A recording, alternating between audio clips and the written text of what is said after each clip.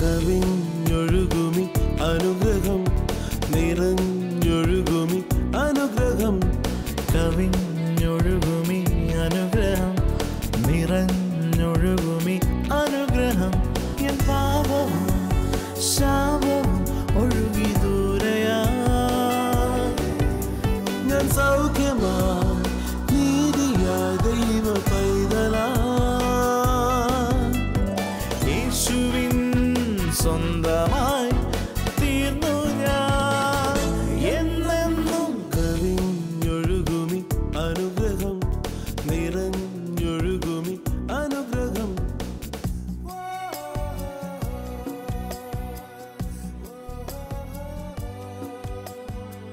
കവിഞ്ഞൊഴുകുന്ന അനുഗ്രഹത്തിലേക്ക് ഒരിക്കൽ കൂടെ സ്വാഗതം. സുവിശേഷത്തെക്കുറിച്ച് എനിക്ക് ലജ്ജയില്ല. പൗലോസ്ലീഹായുടെ സുപ്രസിദ്ധമായ ഒരു പ്രയോഗമാണത്. സുവിശേഷത്തെക്കുറിച്ച് എനിക്ക് ലജ്ജയില്ല. തൻ്റെ പ്രസ്താവന രേഖപ്പെടുത്തിയിരിക്കുന്നത് പൗലോസിൻ്റെ റോമാലേഖനം 1-ാം അധ്യായം 16-ാം വാക്യത്തിൽ. സുവിശേഷത്തെക്കുറിച്ച് എനിക്ക് ലജ്ജയില്ല. അതിൻ്റെ കാരണം അദ്ദേഹം പറയുകയാണ്, വിശ്വസിക്കുന്ന ഏവനും, അത് യഹൂദനും പിന്നെ യവനനും, അത് രക്ഷയ്ക്കായി ദൈവശക്തിയാകുന്നുവല്ലോ.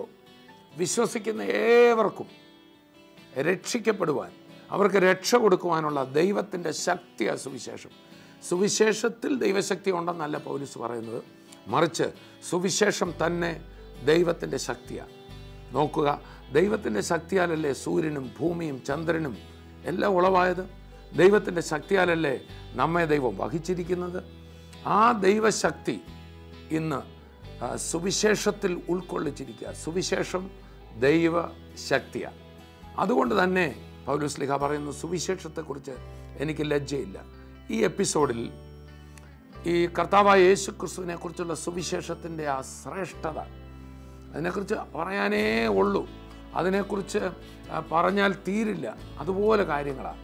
എന്നാൽ ഈ എപ്പിസോഡിൽ നമുക്ക് ആ സുവിശേഷം, ലജ്ജിക്കേണ്ടാത്ത സുവിശേഷം, ആ സുവിശേഷത്തിൻ്റെ അതിശ്രേഷ്ഠമായ ചില കാര്യങ്ങൾ, യേശു ക്രിസ്തുവിൻ്റെ ആ ദിവ്യ സന്ദേശത്തിൻ്റെ അതിശ്രേഷ്ഠമായ ചില കാര്യങ്ങൾ ഒന്നിച്ചൊന്ന് തിരുവചനത്തിലെ പല ഭാഗങ്ങൾ വായിച്ച് നമ്മളൊന്ന് ചിന്തിക്കാൻ പോവുകയാണ്.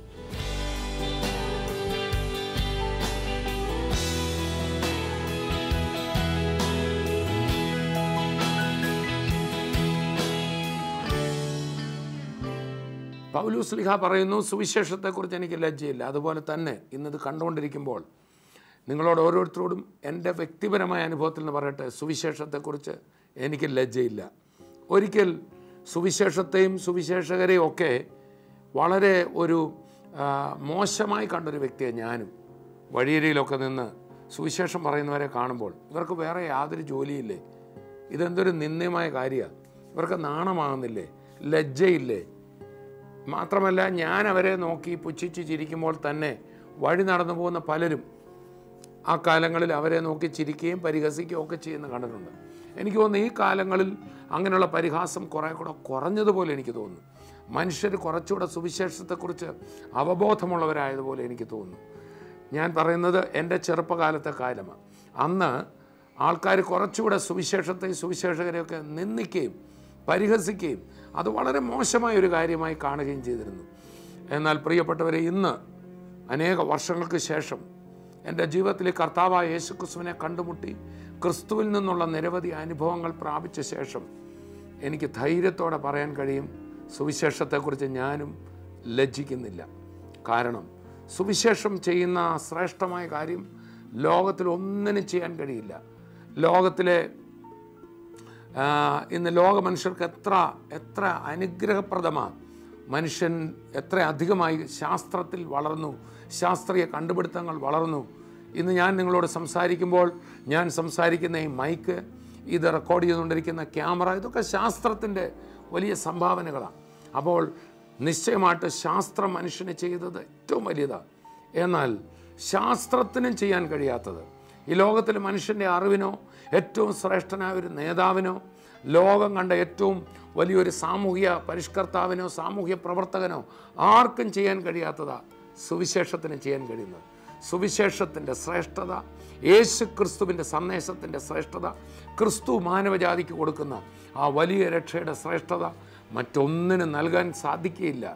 അതിനെക്കുറിച്ച്, സുവിശേഷത്തെക്കുറിച്ച് എന്തുകൊണ്ട് എനിക്ക് ലജ്ജയില്ല എന്നതിനെക്കുറിച്ച് തിരുവചനത്തിലെ തന്നെ ചില വാക്യങ്ങൾ നമുക്കൊന്ന് നോക്കാം.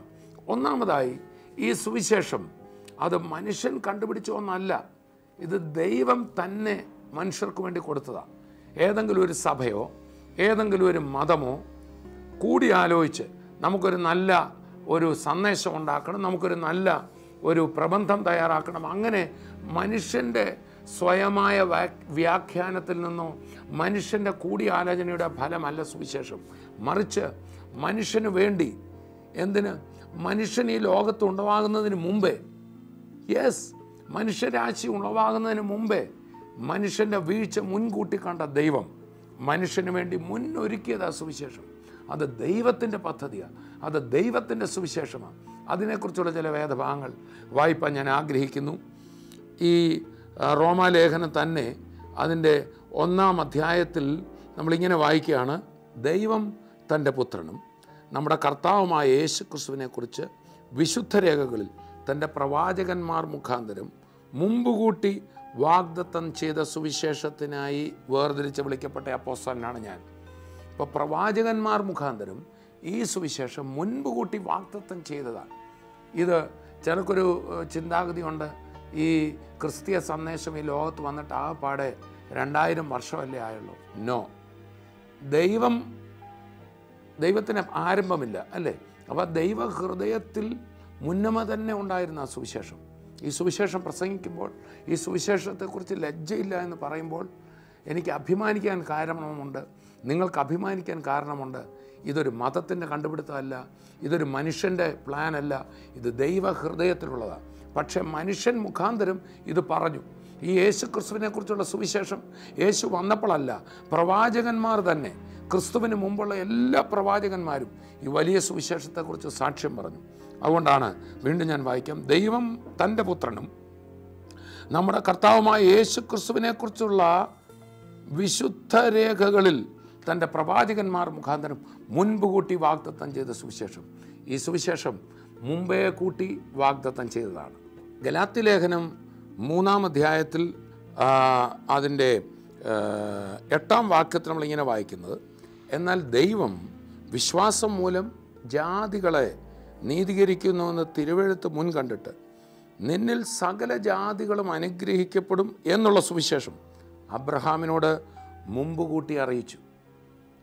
മറ്റിടത്ത് വായിക്കുമ്പോൾ നിൻ്റെ സന്തതി മുഖേന അബ്രഹാമിനോട് പറയാണ്, നിൻ്റെ സന്തതിയായി നിൻ്റെ തായ് വഴിയിൽ പറക്കാൻ പോകുന്ന ക്രിസ്തു മുഖേന ഭൂമിയിലെ സകല ജനതകളും സകല കുടുംബങ്ങളും അനുഗ്രഹിക്കപ്പെടും എന്നുള്ള സുവിശേഷം അബ്രഹാമിനോട് മുമ്പ് കൂട്ടി, ക്രിസ്തു ഈ ലോകത്ത് ജനിക്കുന്നതിന് 1500-ൽ പരം വർഷങ്ങൾക്ക് മുമ്പ് അബ്രഹാമിനോട് ദൈവം പറയുകയാണ്, നിൻ്റെ തായ് വഴിയിൽ പറക്കാൻ പോകുന്ന ക്രിസ്തു മുഖേന ലോകത്തിലെ സകല ജനതകൾക്കും അനുഗ്രഹത്തിനുള്ളൊരു വഴി ഞാൻ ഒരുക്കുക.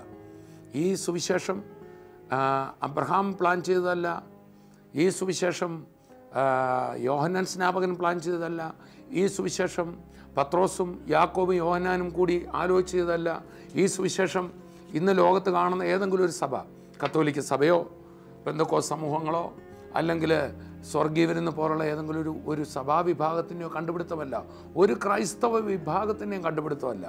മാത്രമല്ല ഇതേതെങ്കിലും ഒരു പ്രത്യേക വിഭാഗത്തിന് വേണ്ടിയുള്ളതല്ല. വചനം വളരെ വ്യക്തമായി പറഞ്ഞു, സകല ജാതികൾക്കുമുള്ള സുവിശേഷം.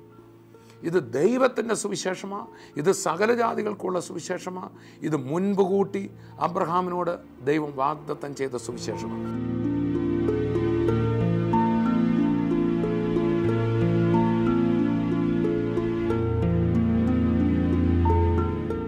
സുവിശേഷത്തെക്കുറിച്ച് എനിക്ക് ലജ്ജയില്ല എന്ന് റോമർ 1:16 പൗലോസ് പറയുന്നു.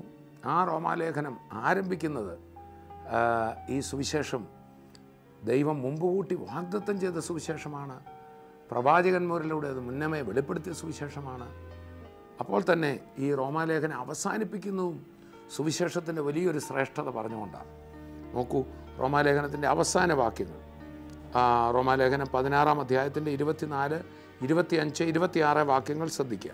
പൂർവ്വകാലങ്ങളിൽ മറഞ്ഞിരുന്നിട്ട് ഇപ്പോൾ വെളിപ്പെട്ടു വന്നതും നിത്യ ദൈവത്തിൻ്റെ നിയോഗപ്രകാരം സകല ജാതികൾക്കും വിശ്വാസത്തിൻ്റെ അനുസരണത്തിനായി പ്രവാചകന്മാരുടെ എഴുത്തുകളാൽ അറിയിച്ചിരിക്കുന്നതുമായ മർമ്മത്തിൻ്റെ വെളിപ്പാടിന് അനുസരണമായുള്ള എൻ്റെ സുവിശേഷത്തിനും യേശുക്രിസ്തുവിനെക്കുറിച്ചുള്ള പ്രസംഗത്തിന് ഒത്തവണ്ണം നിങ്ങളെ സ്ഥിരപ്പെടുത്തുവാൻ കഴിയുന്ന ഏകജ്ഞാനിയായ ദൈവത്തിന് യേശുക്രിസ്തു മുഖാന്തരം എന്നേക്കും മഹത്വം ഉണ്ടാകട്ടെ, ആമേൻ എന്ന് പറഞ്ഞ ഈ റോമാലേഖനം അവസാനിക്കും. നോക്കൂ, ഈ സുവിശേഷം എന്താണ്? പൂർവ്വകാലങ്ങളിൽ മറഞ്ഞിരുന്നിട്ട്. അപ്പോൾ ഈ സുവിശേഷം ലോകസ്ഥാപനത്തിന് മുമ്പേ ഉള്ളതാണ്. മനുഷ്യൻ തെറ്റിപ്പോകുന്നതിന് മുന്നമേ തന്നെ ദൈവത്തിൻ്റെ തിരുഹൃദയത്തിൽ ഉള്ള പദ്ധതിയാണ്. മനുഷ്യന് ഈ പാപത്താൽ വരാവുന്ന വലിയ പതനം ദൈവം മുന്നമേ കൂട്ടി കണ്ടുകൊണ്ട് ആ മനുഷ്യൻ്റെ രക്ഷയ്ക്ക് വേണ്ടി ദൈവം തൻ്റെ പുത്രനെ ഒരുക്കി വെച്ചു. അത് പൂർവ്വകാലങ്ങളിൽ മറഞ്ഞിരുന്നിട്ട് ഇപ്പോൾ വെളിപ്പെട്ട് വന്നതും നിത്യദൈവത്തിൻ്റെ നിയമപ്രകാരം സകല ജാതികൾക്കുമായിട്ടുള്ളതായി സുവിശേഷം. സകല ജാതികൾക്കും വിശ്വാസത്തിൻ്റെ അനുസരണത്തിനായി പ്രവാചകന്മാരുടെ എഴുത്തുകളാൽ അറിയിച്ചിരിക്കുന്നതുമായ മർമ്മമാണ് ഈ സുവിശേഷം. അതൊരിക്കൽ മറഞ്ഞിരുന്നുവെന്ന് മാത്രമേ ഉള്ളൂ. പഴയ നിയമത്തിലെ ആൾക്കാർക്ക് അത് പിടികിട്ടിയില്ല. മോശയ്ക്ക് ഈ സുവിശേഷത്തെക്കുറിച്ച് പിടികിട്ടിയില്ല. പ്രവാചകന്മാർക്കും അതിനെക്കുറിച്ച് സൂചിപ്പിച്ചു, ക്രിസ്തു വരുമെന്ന് സൂചിപ്പിച്ചെങ്കിലും ഈ സുവിശേഷത്തിൽ കൂടെയുള്ള ഈ വലിയ രക്ഷ, പ്രത്യേകിച്ച് യഹൂദന്മാർക്കൊക്കെ ദൈവവുമായിട്ടുള്ള ബന്ധം ആ ഒരു ജനതയ്ക്ക് മാത്രമുള്ളതാണെന്ന് അവർ വിചാരിച്ച്. എന്നാൽ അങ്ങനെയല്ല. സകല ജാതികൾക്കും സകല ഭാഷക്കാർക്കും സകല മനുഷ്യർക്കും വേണ്ടി ദൈവം ഒരുക്കിയ ഒരേ രക്ഷാപദ്ധതി, അതത്രേ കർത്താവായ യേശു ക്രിസ്തു. ആ യേശു ക്രിസ്തുവിൻ്റെ സുവിശേഷത്തെക്കുറിച്ച് പൗലോസ് ശ്ലീഹ ഇവിടെ അഭിമാനിക്കുക. അതാണ് പൗലോസ് പറയുന്നത്, സുവിശേഷത്തെക്കുറിച്ച് എനിക്ക് ലജ്ജയില്ലെന്ന് മാത്രമല്ല, ഈ സുവിശേഷം പറയുന്നത് അഭിമാനകരമാണ്. ഇന്ന് കേട്ടുകൊണ്ടിരിക്കുന്ന കർത്താവായ യേശു ക്രിസ്തുവിനെ കുറിച്ചുള്ള വാർത്ത ഒരു വ്യക്തിയെ രക്ഷിപ്പാൻ കഴിയുന്നത്, എത്ര തകർന്ന വ്യക്തിയും നാശത്തിലേക്ക് കൂപ്പുകുത്തിക്കൊണ്ടിരിക്കുന്ന ഒരു വ്യക്തിയെ രക്ഷിപ്പാൻ കഴിയും. ഈ സുവിശേഷം, യേശു ക്രിസ്തുവിനെ കുറിച്ചുള്ള സുവിശേഷം, അതിൻ്റെ ആകത്തുക ഒരൊറ്റ വാക്യത്തിൽ പറഞ്ഞാൽ അത് യോഹന്നാൻ്റെ സുവിശേഷം 3-ാം അധ്യായം 16-ാം വാക്യമാണ്. വളരെ സുപരിചിതമായ വേദഭാഗം, കൂടെ നമ്മൾ കേൾക്കുന്ന വാക്യമാണ്. ലോകത്തിൽ ഏറ്റവും അധികം വിറ്റഴിയപ്പെടുന്ന ഗ്രന്ഥം ദൈവത്തിൻ്റെ വചനമായ ബൈബിളാണ്.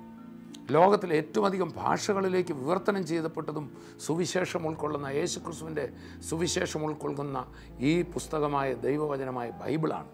ഏറ്റവും അധികം ഭാഷകളിൽ പരിഭാഷ ചെയ്യപ്പെട്ടു, ഏറ്റവും അധികം വിൽക്കപ്പെടുന്നു.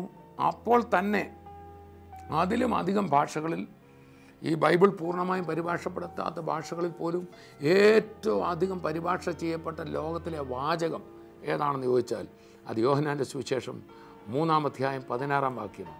ലോകത്തിൽ ഏറ്റവും അധികം പ്രസംഗിക്കപ്പെട്ട വാചകം, ഏത് തിരുവെഴുത്തിനെ ആധാരമാക്കിയ ലോകത്തിൽ ഏറ്റവും അധികം ആൾക്കാർ സംസാരിച്ചതെന്ന് ചോദിച്ചാൽ യോഹന്നാൻ്റെ സുവിശേഷം 3-ാം അധ്യായം 16-ാം വാക്യമാണ്.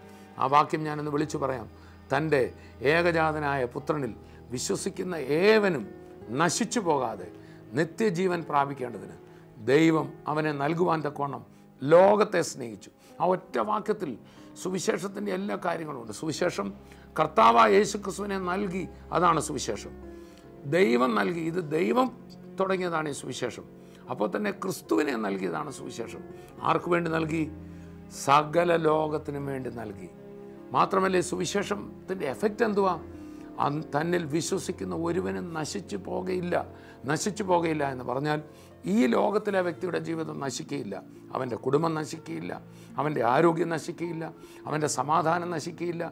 ആ വ്യക്തി ഈ ലോകത്തിൽ ഒരു നാശത്തിന് അടിമയായിരിക്കില്ലെന്ന് മാത്രമല്ല, യേശു ക്രിസ്തുവിൽ വിശ്വസിക്കുന്ന ഒരു വ്യക്തി മരണവും അവനെ നശിപ്പിക്കത്തില്ല, നരകം അവനെ നശിപ്പിക്കുകയില്ല.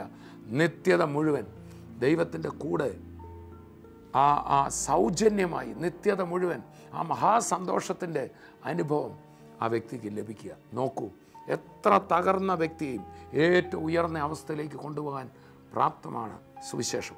സുവിശേഷത്തെക്കുറിച്ച് ഏറ്റവും രസകരമായ കാര്യം, അത് നരഭോജികളായിരുന്ന മനുഷ്യരെ പോലും നരസ്നേഹികളാക്കി മാറ്റി.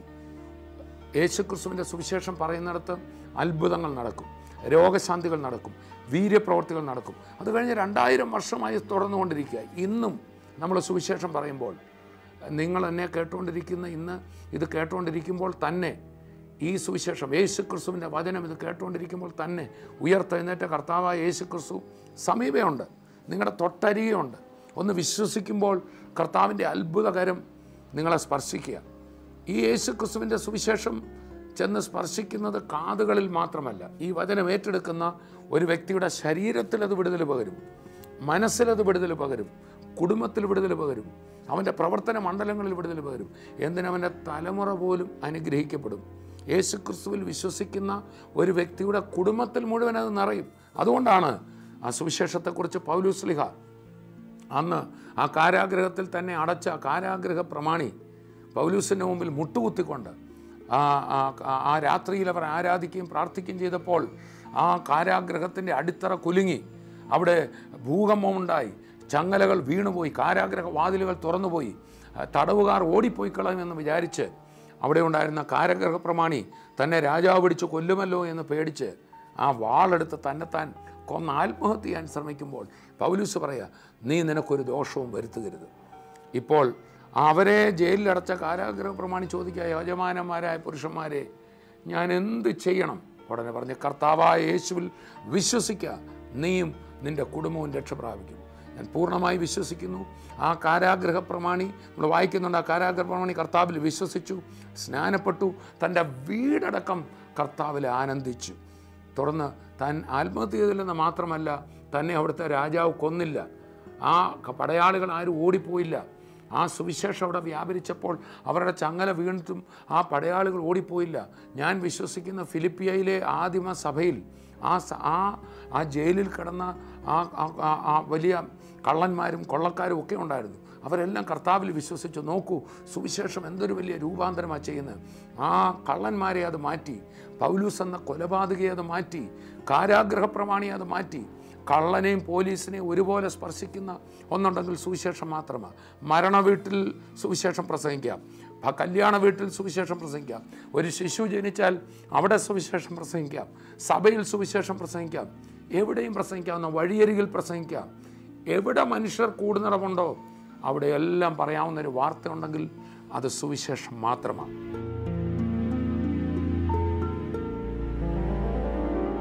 കാരാഗ്രഹ പ്രമാണിയോട് പറയുകയാണ്, കർത്താവായ യേശു ക്രിസ്തുവിൽ വിശ്വസിക്കുക, എന്നാൽ നീയും നിൻ്റെ കുടുംബവും രക്ഷ പ്രാപിക്കും. നോക്കൂ, ഒരു വ്യക്തി വിശ്വസിക്കുമ്പോൾ, സുവിശേഷം ഏറ്റെടുക്കുമ്പോൾ, ആ സുവിശേഷം ചെന്ന് തൊടുന്നത് ആ വ്യക്തിയുടെ ശരീരത്തിൽ വിടുതൽ പകരും, മനസ്സിൽ വിടുതൽ പകരും, അവൻ്റെ ആത്മാവിലെ പാപത്തിൻ്റെ ചങ്ങലകൾ പൊട്ടിച്ച് അവൻ്റെ നരകം മാറ്റിയവനെ സ്വർഗത്തിന് ഉടമയാക്കുക മാത്രമല്ല, ആ വ്യക്തിയുടെ ഭവനത്തിലേക്കും കൂടെ സുവിശേഷം വ്യാപരിക്കുക. സുവിശേഷം ദൈവത്തിൻ്റെ ശക്തിയാണ്.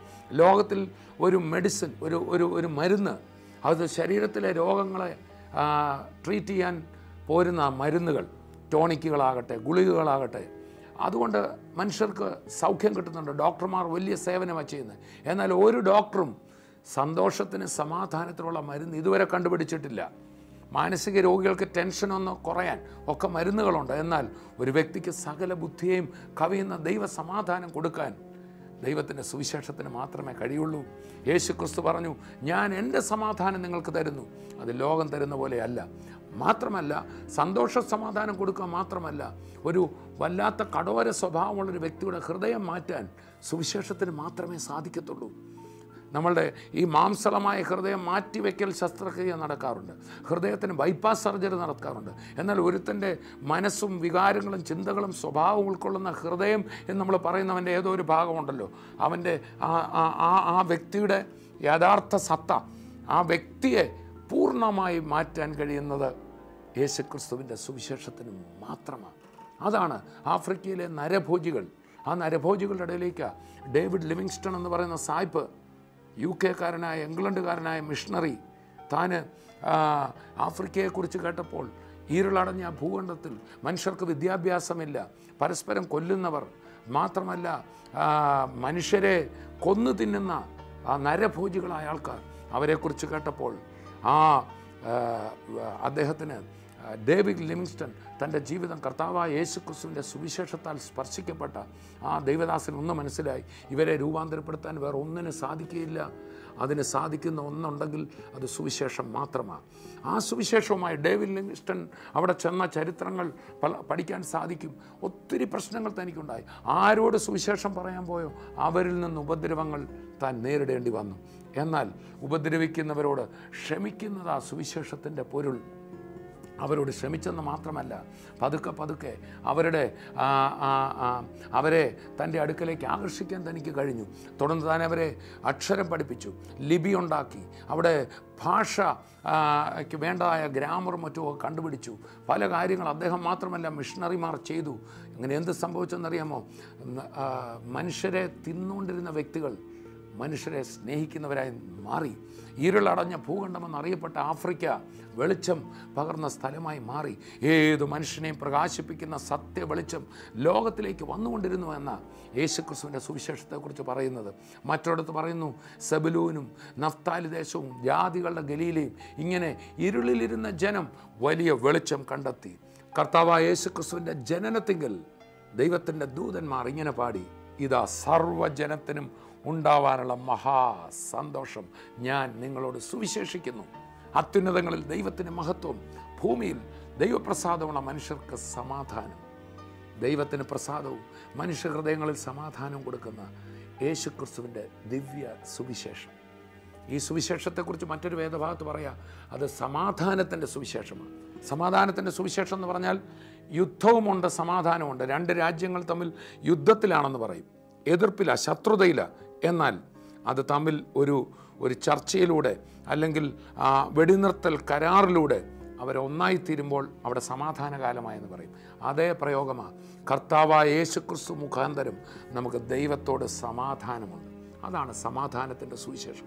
അതുകൊണ്ടാണ് കൊരിന്ഥി ലേഖനത്തിൽ പൗലോസ് ശ്ലീഹ പറയുകയാണ്, ദൈവത്തോട് നിരന്നുകൊള്ളുവിൻ എന്ന് ഞാൻ നിങ്ങളോട് യേശുക്രിസ്തു മുഖേന പറയുന്നു. യേശുക്രിസ്തു മുഖാന്തരം ദൈവത്തിനും നിങ്ങളുടെയും മധ്യത്തിൽ ഒരു സ്ഥാനാപതിയായി ഞാൻ നിൽക്കുകയാണെന്ന് സുവിശേഷകനായ പൗലോസ് പറയാം. അപ്പോൾ ഒരു സുവിശേഷകൻ്റെ സന്ദേശം, സുവിശേഷത്തിൻ്റെ സന്ദേശം, പാപം ചെയ്ത സകല മനുഷ്യരും ദൈവത്തിൽ നിന്ന് ശത്രുതയിലായി. അവൻ ചെയ്യുന്ന യാതൊരു മതകർമ്മങ്ങൾക്കോ യാഗത്തിനോ വഴിപാടുകളോ ബൈബിളിൽ കാണുന്ന ക്രിസ്തു വരുന്നതിന് മുമ്പുള്ള ഒരു നേർച്ചയ്ക്കും അവൻ്റെ പാപത്തെ പരിഹരിക്കാൻ കഴിയാതിരുന്നപ്പോൾ, അഥവാ മനുഷ്യനും ദൈവത്തിനും ഇടയിലുണ്ടായ പാപത്താൽ വന്ന ശത്രുതയ്ക്ക്, ആ യുദ്ധത്തിന്, ആ സന്ധിയില്ലായ്മയ്ക്ക് ഒരു പരിഹാരം വരുത്താൻ കഴിയാതിരുന്നപ്പോൾ ആ ഗ്യാപ്പിലേക്ക് കർത്താവായ യേശുക്രിസ്തു വന്നത്. യേശുക്രിസ്തു കാൽവറിയിൽ മരിച്ചപ്പോൾ, പാപപരിഹാര യാഗം നടത്തിയപ്പോൾ ആ മാനവജാതിയുടെ പാപത്തിന് പരിഹാരമായി. പക്ഷേ ഓരോ വ്യക്തിയും അത് ഏറ്റെടുക്കുമ്പോഴേതാ അത് നമ്മളുടേതായി മാറുന്നത്. ജനറലി അത് സംഭവിച്ചു. അതെ, സ്വാതന്ത്ര്യം ഭാരതത്തിന് 1947 ഓഗസ്റ്റ് 15 ലഭിച്ചെങ്കിലും അത് ഞാൻ അറിഞ്ഞ് ഏറ്റെടുത്തെങ്കിൽ മാത്രമേ ഒരു ഇന്ത്യൻ പൗരൻ്റെ എല്ലാ അവകാശങ്ങളും പദവികളും എനിക്ക് അനുഭവിക്കാനൊക്കത്തുള്ളൂ. യേശുക്രിസ്തു എൻ്റെയും നിങ്ങളുടെയും കടം ഇളച്ചു കഴിഞ്ഞു. അവിടെ കൊണ്ട് തീർന്നില്ല. യേശുക്രിസ്തു ഉയർത്തെഴുന്നേറ്റ കർത്താവ് പറയുകയാണ്, തന്നെ ആദ്യ ശിഷ്യന്മാർ വിശ്വസിച്ചില്ല. പക്ഷെ ക്രിസ്തു അവരുടെ മേൽ ഊതി, അവരുടെ ഉള്ളിൽ വിശ്വാസം പകർന്നു, വചനം കൊടുത്തു. എന്നിട്ട് അവരോട് പറയാണ്, നിങ്ങൾ ഭൂലോകത്തിലൊക്കെ പോയി ഈ സുവിശേഷം പറയണം. ഏത് സുവിശേഷം? യേശു ഈ ലോകത്ത് ജനിച്ചു, പാപം വഹിച്ചു, ഇപ്പോൾ അവൻ മരിച്ചടക്കപ്പെട്ടു, ഉയർത്തെഴുന്നേറ്റു. ഈ സുവിശേഷം പറയണം. വിശ്വസിക്കുന്ന ഏവനും രക്ഷയുണ്ട്. നോക്കൂ, ഈ കർത്താവായ യേശു ക്രിസ്തു അന്ന് ശരീരത്തിൽ ഇരുന്ന് കുറച്ച് ഒരു 70 മൈൽ ചുറ്റളവിലുള്ളവരെ യേശുവിനെ കണ്ടുള്ളെങ്കിൽ ഇന്ന് ഈ വചനം കേൾക്കുമ്പോൾ, ഉയർപ്പിൻ്റെ വചനം കേൾക്കുമ്പോൾ നിങ്ങളുടെ സമീപമുണ്ട്. യേശുവേ, എൻ്റെ ഹൃദയത്തിലേക്ക് വരണമേ, അങ്ങ് എൻ്റെ പാപപരിഹാരത്തിനായി മരിച്ചു എന്ന് ഞാൻ വിശ്വസിക്കുന്നു. യേശുക്രിസ്തു മുഖാന്തരം ദൈവവും ഞാനും തമ്മിൽ ആ സന്ധി വരികയാണ്. ദൈവത്തോട് എനിക്ക് സമാധാനം വരികയാണ്. അത് ഞാൻ വിശ്വസിക്കുന്നു എന്ന് പറയുന്ന നിമിഷം വിശ്വസിക്കുന്ന വ്യക്തി ഒരു ദൈവ പൈതലായി. അങ്ങനെ ദൈവ പൈതലായ ഒരു വ്യക്തിക്ക് ഇനി അവകാശങ്ങളുണ്ട്. നമുക്ക് പ്രാർത്ഥിക്കാൻ പറ്റും. അതാണ് യേശുക്രിസ്തുവിൻ്റെ നാമത്തിൽ നമ്മൾ പറയുമ്പോൾ ദുരാത്മാക്കൾ വിട്ടുമാറും, രോഗങ്ങൾ വിട്ടുമാറും. അപ്പോൾ ഈ പറയുന്ന സുവിശേഷം നമുക്ക് അടയാളമായി തെളിവായി കണ്ണിന് കാണത്തക്കവണ്ണമുള്ള വിടുതലുകൾ നമ്മുടെ മുമ്പിൽ നടക്കും. രോഗികൾ സൗഖ്യമാകും, ഭവനത്തിൻ്റെ അവസ്ഥ മാറും. ഇതെല്ലാം ഞാൻ അനുഭവിച്ചത്. ഇതൊരു കഥയല്ല, തോന്നലല്ല, ഒരു ഫിലോസഫിയല്ല. വിശ്വസിക്കൂ, നിങ്ങളുടെ ജീവിതത്തിൽ ഇപ്പോൾ തന്നെ അത് അനുഭവിക്കാം, ഹൃദയത്തിൽ അനുഭവിക്കാം, ശരീരത്തിൽ അനുഭവിക്കാം. ഇത് ദൈവത്തിൻ്റെ പദ്ധതിയാണ്. നമുക്ക് പ്രാർത്ഥിക്കാം.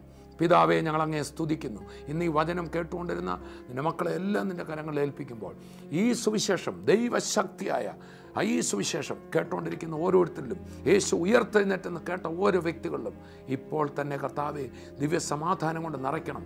ആ പാപത്തിൻ്റെ ചങ്ങലകൾ പൊട്ടി നിത്യജീവൻ്റെ ഉറപ്പ് അവർക്ക് കൊടുക്കണം. മാത്രമല്ല, രോഗികളായി എന്നെ കേട്ടവർ ഈ നിമിഷം സൗഖ്യമാകട്ടെ. കർത്താവെ, സാമ്പത്തിക പ്രശ്നങ്ങൾ, മറ്റ് പല വിഷയങ്ങളിൽ, കുടുക്കുകളിൽ, വിഷയങ്ങളിൽ പരിഹാരമില്ലെന്ന് പറഞ്ഞ സാമ്പത്തിക പ്രശ്നം, മറ്റ് പല കുടുംബ പ്രശ്നങ്ങളൊക്കെ കിടക്കുന്നവർ കേൾക്കുന്നല്ലോ. യേശുക്രിസ്തുവിൻ്റെ വചനം ദൈവശക്തിയാണല്ലോ. അത് വിശ്വസിക്കുന്നവരിൽ അത് വ്യാപരിക്കട്ടെ, അത്ഭുതങ്ങൾ നടക്കട്ടെ. കർത്താവ് അത്ഭുതം ചെയ്തതിനായി സ്തോത്രം, പ്രാർത്ഥന കേട്ടതിനായി നന്ദി. യേശുവിൻ്റെ നാമത്തിൽ പിതാവേ, ആമേൻ, ആമേൻ, ആമേൻ. സുവിശേഷത്തെക്കുറിച്ച് എനിക്ക് ലജ്ജയില്ല. അത് ദൈവശക്തി അത്രേ. ആ ദൈവശക്തി നിങ്ങളുടെ മേൽ വ്യാപരിച്ചിട്ടുണ്ട്. ആ രോഗം സൗഖ്യമാവുന്നു, നിങ്ങളുടെ പ്രശ്നങ്ങളിൽ വിടുതലാവുന്നു. നിങ്ങളുടെ വിടുതലുകൾ ഞങ്ങളെയും ഒന്ന് അറിയിക്കണമേ. ഈ നമ്പറുകളിൽ നിങ്ങൾക്ക് ഞങ്ങളെ ബന്ധപ്പെടാം. അടുത്ത എപ്പിസോഡിൽ വീണ്ടും മറ്റൊരു അനുഗ്രഹിക്കപ്പെട്ട പ്രോഗ്രാമായി നമുക്ക് ഒന്നിച്ച് കാണാം. അതുവരെയും കർത്താവ് തൻ്റെ മഹാകൃപയിൽ നമ്മെ സൂക്ഷിക്കും. I bless you in Jesus name. Amen.